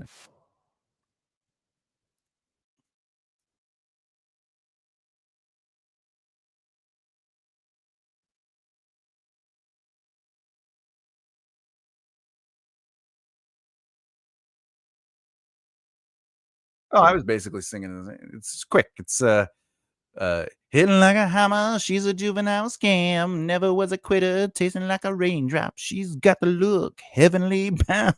All right, that's all I can do. All right, that's funny. Yeah. So, if you follow the website, not that you have to subscribe to it, you just go to makearightlefthehere.com. You'll see information for this. You could also follow me on my social media, which, of course, all that'll be there. This book will be available on the website, which means it'll be available on Amazon, everything else. Pretty excited about that. Is book 1 of 5. The other 4 books are done. I just have to format them and then, do the stuff. I tried to do a kitty link yesterday, but I couldn't find the post. When I was on Pen Name yesterday, it was for cats playing guitar. Oh my God, that would be amazing. They were called Hiss and Dressed. I love it.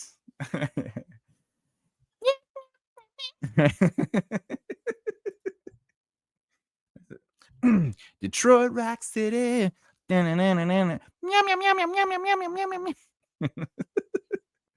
What else? What else? Do we have anything else? Oh, if you haven't done so already and been following the series, please subscribe, hit the bell icon so you don't miss out. Obviously, the sharing would be much, much appreciated for many reasons. Meow, meow, meow, meow, meow, meow, meow, meow, meow, meow, meow, meow, meow. I love Kiss. We are between 50 and 70 watch hours to 4,000 watch hours, and the reason I think it's because last weekend I didn't do live, so we went down a little bit. But these live videos are really helping. They get me anywhere from 18 to 25 watch hours per video.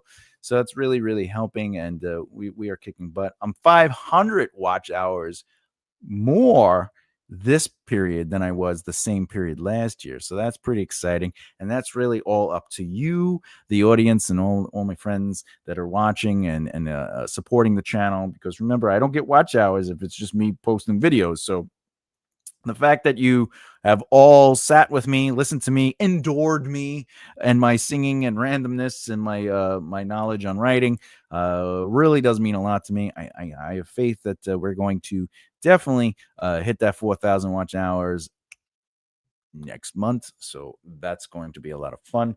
Update on the Epic Fantasy Saga. I just started cleaning up or reorganizing the 3rd book in the series.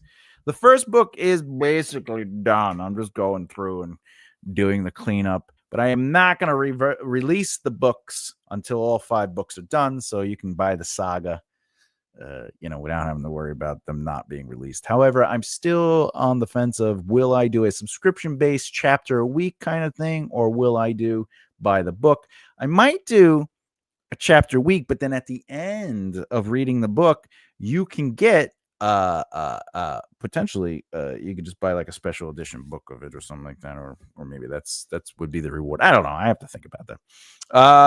Love the singing and randomness, Emma. The singing and randomness loves you right back. I'm just saying. I don't know if you saw we were doing some cake last time. I love singing cake. I guess that's really it. Anything else? Anything else? By the way, this hardcover, I don't know. Amazon just really started doing hardcovers maybe a year or two, a couple of years ago, whatever. This is really nice material. So if you're thinking about releasing a hardcover, I recommend it. The book has a nice. I have it matted. This is matted, so it doesn't have a sheen. Do I have a sheen?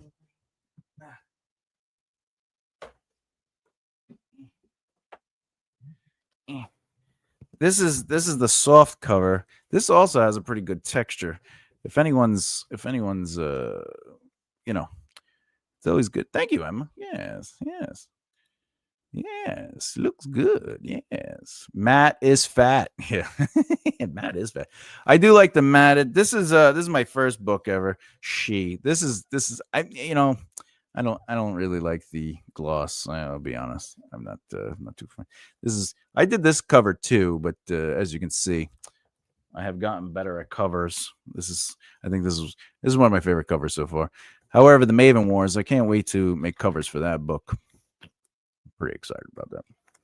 However, I'm not saying, hey, I make covers, you should hire me, because I'm not that good. I would never do that to somebody.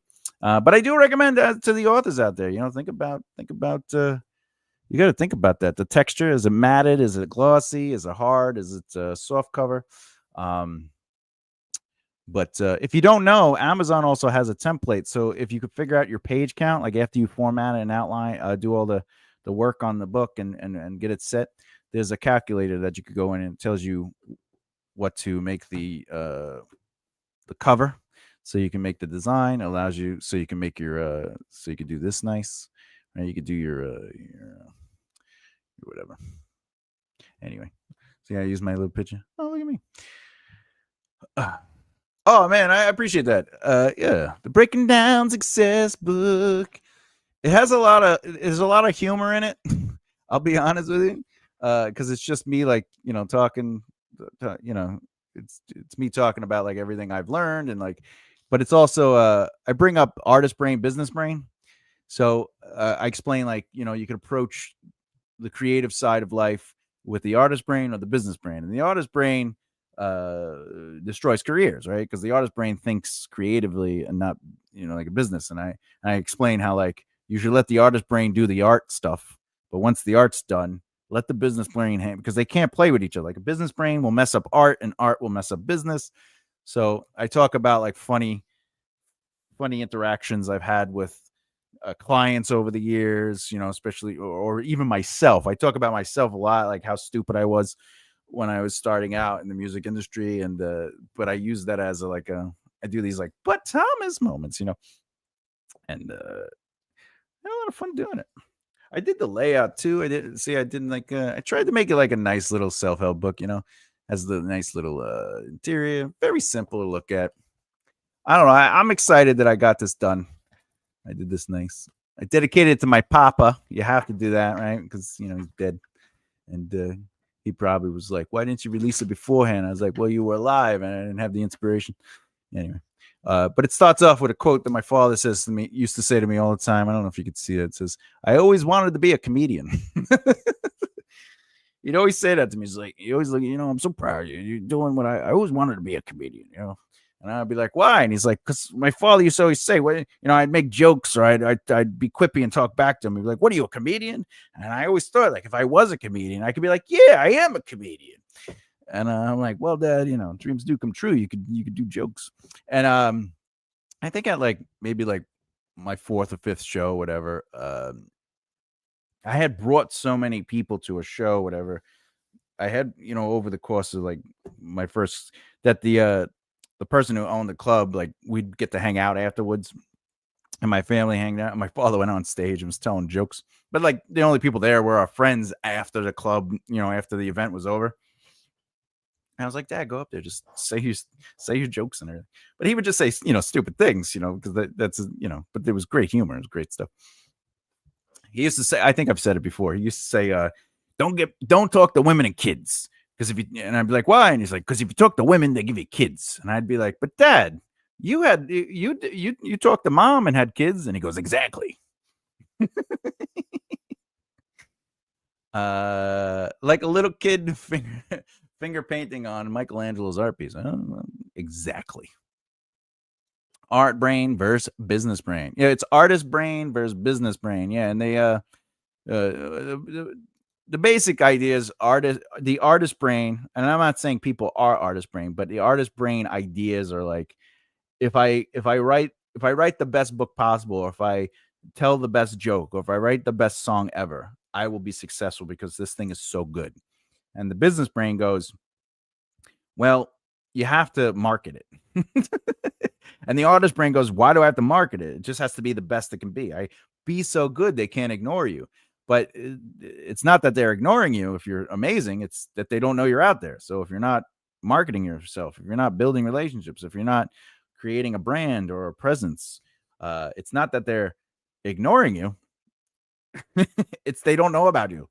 And then I always tell everyone the same thing. I go, look, if you think your product, in this case, a book, if you think your product is so good, just put it in the closet. Don't tell anyone about it. Just put it in the closet, shut the door, and wait for people to knock on your door. And they're like, but they won't. I go, but you just said your book is amazing, but people haven't read it yet. So how will they know it's amazing? You got to tell them, right? Yeah, well, that's marketing. It has nothing to do with your book. And they're like, oh, so telling them is what makes the book sell. Writing a great book does not. However, writing a great book gets them to buy the next book. However, you also can't tell them it's a great book because that's your opinion. It's a biased opinion, right? You can't tell somebody, hey, watch the movie I made. It's the best movie ever. You can't tell somebody, come to my comedy show. I'm the best comedian you'll ever see, because it's subjective, right? But what you can say is, like, for example, if I wrote a book about vampires, I could be like, oh, I always loved vampires. It was something they always frightened me when I was a kid. So, I became obsessed with them to sort of like break my fear. And, I found this, I just like the romantic element of vampires. That, if that is true, obviously don't lie. But if, as an example, if that was true, that's what audience connect to, that development, that your evolution as a person.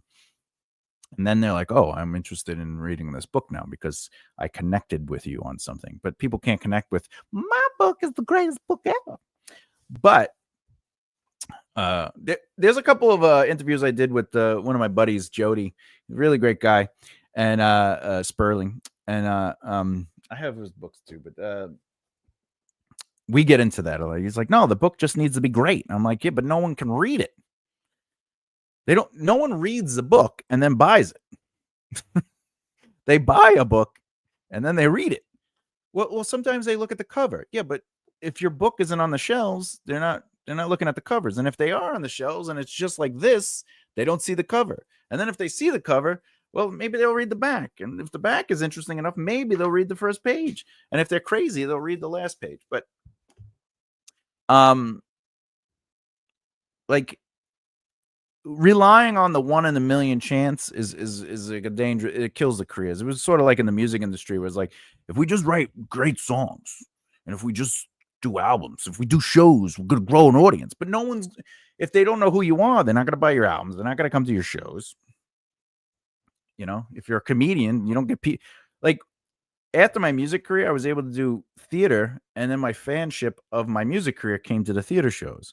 When I started doing comedy, they came to my comedy shows because I had a fan base. But you can't build a fan base on shows. What's going on?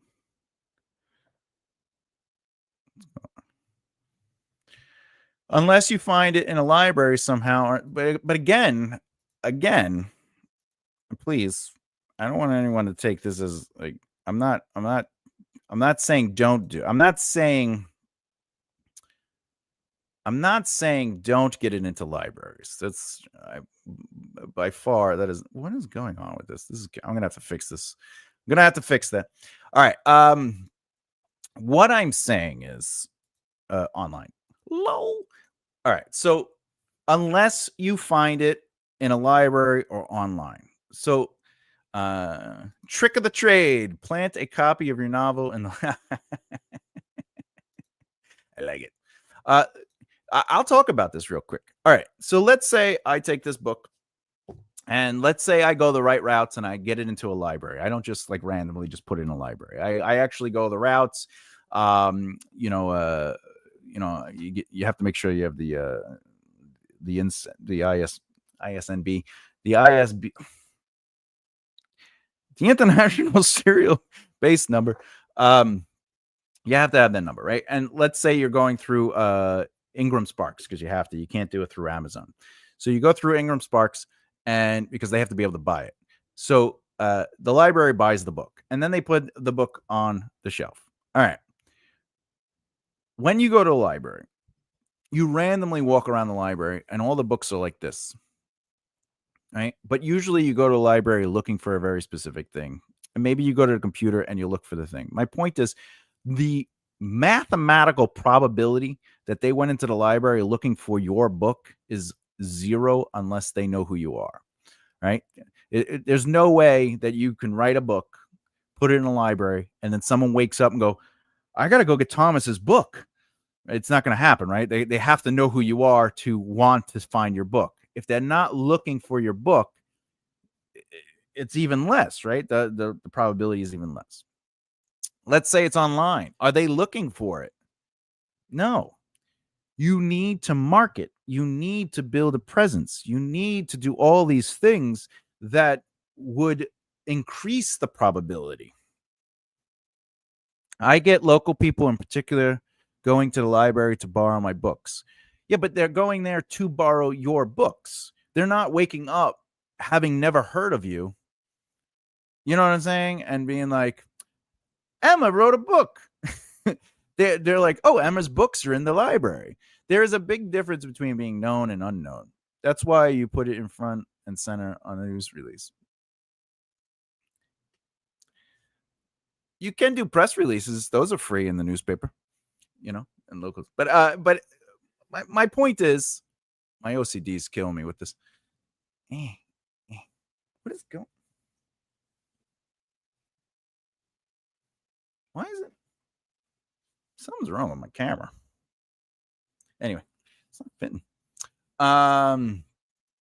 I agree. It's just a handy place to have. Oh, yes.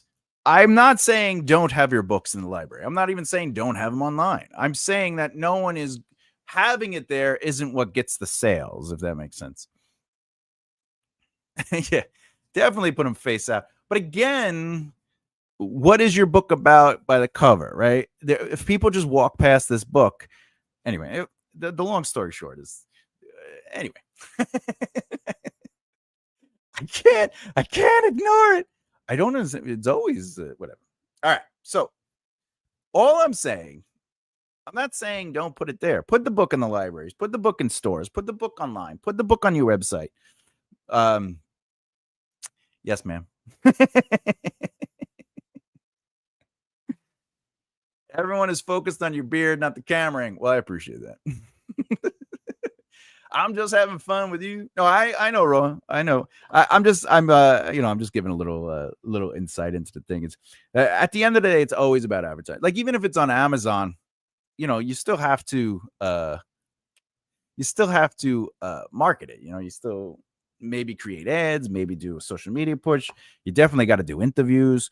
There are certain things you have to do to create sales and movement. You can't like when I started really doing stuff in music, the first thing they were like is, do you have PR knowledge?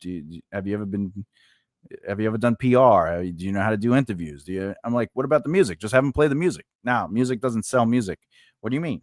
Well, you don't have the money to create imprint marketing, which is where you play the music so much that eventually people just like it. That's called imprint marketing. They do that with ads too. So if you see billboards all over the place, eventually you become just enamored with the billboard, and you're like, oh, and you think of the thing. It's also the reason, like, if your family grew up drinking Coca-Cola, you're most likely going to drink Coca-Cola when you get after you leave the house, unless of course there is a new imprint marketing, which is maybe the connection to a family member that is the outcast or the whatever, or a friend, or whatever the case may be. Imprint marketing is just a consistent presentation of something. Oh, yeah, no, it's true. Yeah, imprint marketing is the consistent impression of an image or an idea that will, I don't want to say manipulate, but influence choice, right? So my mentors were like, you don't have the kind of money it would take to, I can't say pay the radio stations, but you pay to get on this list that is like a rotation list. So you're not paying them to play the song, you're paying to be on a list. But Thomas, that's how we found all the underground bands we liked growing up. I mean, if you have an older sibling and they listen to something, they were probably introduced to that music through a friend. And then because your older sibling liked that music, you probably listened to the music. If you had friends that listened to certain kind of music, you were imprinted to certain kind of music, which means you sought out certain kind of music. And you were willing to try new music from new artists of that. Who doesn't?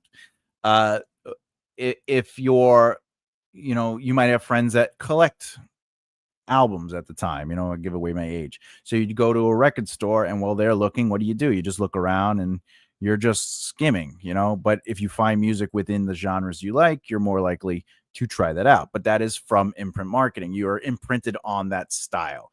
So, hello, how are you? So basically, when it comes down to it, we live in a different time. There's a little bit more uh marketing is a little bit more fluid now, and so is our attention span. So imprint marketing still is possible, but really what you should be doing is building brand awareness. And brand awareness is just an emotional connection to you to the audience, and the audience to you and what you stand for. So it's the things you care about. It's your missions, morals, and purposes. It's the things that drive you or develop you. So, for example, I do these videos and I talk about how I teach, how I have taught, how the library is starting to hire me again for teaching writing. When I had my theater, I taught a free writing class. My theater was there to help people get a chance to be on stage. I only charged $300 a night to rent the theater if they wanted to rent it. I had nights where it could be for free for people. So I have this. My brand was about community and helping people and bringing people together. So by writing a self-help book, that's within my brand. By writing epic fantasy, that is also within my brand, because that is stuff I also talk about, because my music, it's dark and it's fantastic, and everything's sort of connected, the Telmorn character, etc., etc., etc. So, but it's the things we talk about, it's the things that we care about, but it's also our behavior, the things we put time into, and how we do things. That is what people are connecting to. They connect to wanting to support that thing, if that makes sense. Everybody. All right. It's 2 hours in. Jesus. I don't understand what happened here. I'm definitely going to be reworking this camera thing. All right, everybody. I think that's the day. I'll see you tomorrow, right? It's tomorrow. Oh, I understand. Sorry about the rabbit trail. Just listen, you don't have to apologize. I love talking about that stuff. I love educating. I love, again, it's anything I could do to inform.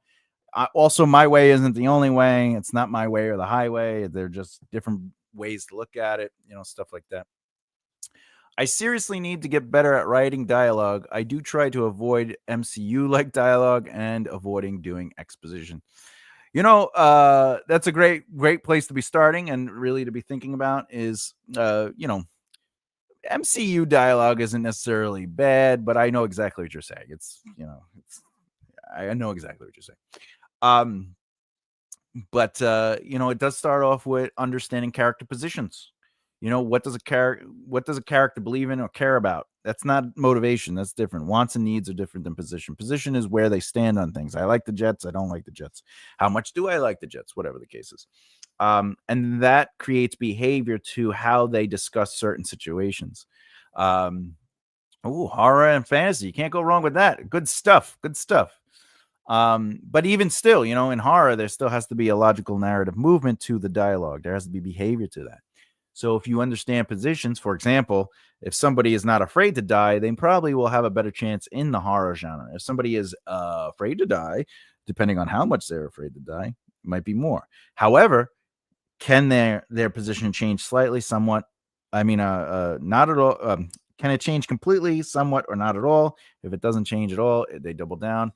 In horror, they're afraid to die, but then they see the person they love die, so their position changes, and now they're willing to die to kill this person to avenge the person they cared about. So that helps with dialogue because it determines their behavior towards what they say and don't say, what they do and don't do. But just practice, if I were you or anyone else who's a writer, a lot of times, especially when I'm dealing with clients, I learn that they only practice when they write. And what that means is, and I tell them, don't only practice when you write. is they'll only write when they're working on a novel or they're writing a short story or whatever the case may be. And I tell them, well, why don't you just put your characters in a situation and just write a quick scene? It could be 2 pages long.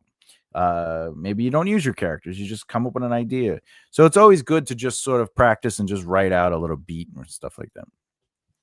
I'll see you tomorrow or your next vid I watch between now and thank you, by the way, Ro, for watching so many videos and commenting and everything. It means, I assure you, I appreciate that a lot. I write mainly a script form. Oh, excellent. It's the same thing.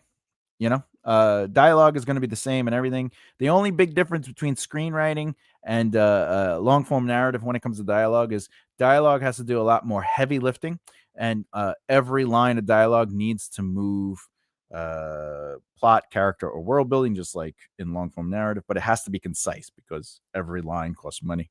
I'm sure if you've watched my videos, I come from screenwriting. But anyway, all right. So it's been about 2 hours. I think it's time I start closing up shop.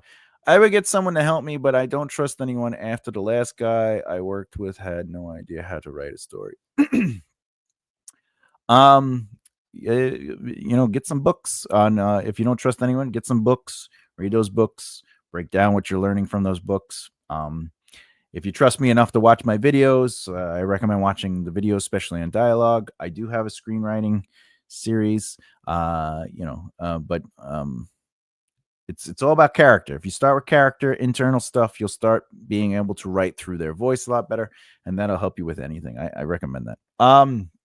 With that said, I will be here 2:00 Eastern Standard Time, a PM tomorrow. Bye, Ro. I will see everyone tomorrow. I appreciate you sitting around. We had a lot of fun today, and I like when we get into discussions about the business and stuff like that, because it's one of my areas of expertise. With that said, I'll see you for Write a Book with Me tomorrow. Bye, flowers. See you. Woohoo! I'm Thomas J. Bellezza. This has been The Right Mindset, and as always, keep developing the right mindset. I'll see you next time. Bye.